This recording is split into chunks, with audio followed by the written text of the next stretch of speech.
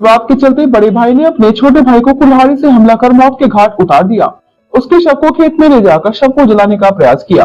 आपको बता दें, यह हैरान करने वाली घटना चांदपुर थाना क्षेत्र के ग्राम भोगपुर की है, जहां गांव में स्वर्गीय रामपाल सिंह का मकान है। वर्तमान में मकान में उनका बड़ा बेटा मदन अपने परिवार व छोटे भाई कमल के साथ रहता है।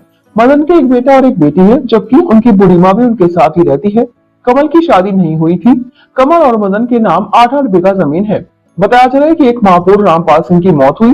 13वीं कार्यक्रम में उनके बेटे मदन और कमल ने खर्चा किया, लेकिन कुछ दिनों बाद दोनों के बीच 13वीं में हुए खर्च को लेकर विवाद रहने लगा। साथ ही कई बार तनातनी भी हुई। जमीन के साथ साथ मकान में भी मदन और कमल का हिस्सा आ रहा है। बीते दिन फिर से दोनों के बीच विवाद हुआ। ऐसे में कमल ने मकान में बने बाथरूम में ताला लगा दिया। मदन का गुस्सा भड़क उठा।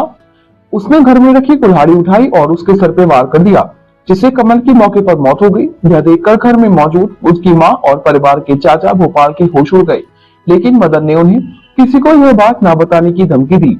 दोपहर के समय उसने कमल के शव को भैंसा बुग्गी में डाला और जंगल में जलाने के लिए ले जाने लगा। कुछ देर बाद ही कमल की हत्या की बात ग्रामीणों को पता लग गई। उन्होंने मदन को घेरते हुए रोक लिया और पुलिस को सूचना दी। सूचना मिलते ही थाना प्रभारी संजय तोमर पुलिस बल के साथ वहां पहुंचे। इसी बीच आरोपी कमल के शव को मौके पर छोड़कर भाग गया। पुलिस ने शव को कब्जे में लेकर पोस्टमार्टम के लिए भेज दिया। मृतक कमल के चाचा भोपाल की तहरीर पर आरोपी भाई मदन के खिलाफ मुकदमा दर्ज कर लिया गया है।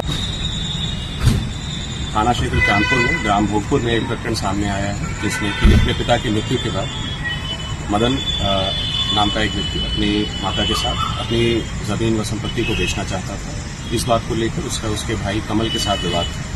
कल जब मदन की मां शौच की ओर जाने लगी तो कमल ने विवाद उत्पन्न किया और कहा कि वह शौच का ताला लगा देगा और अपनी माता को जाने से रोका।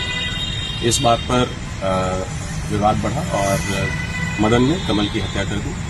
इस प्रकरण में अभियोग पंजीकृत किया गया है और मदन को गिरफ्तार कर लिया गया है। आवश्यक कार्रवाई की जा रही है।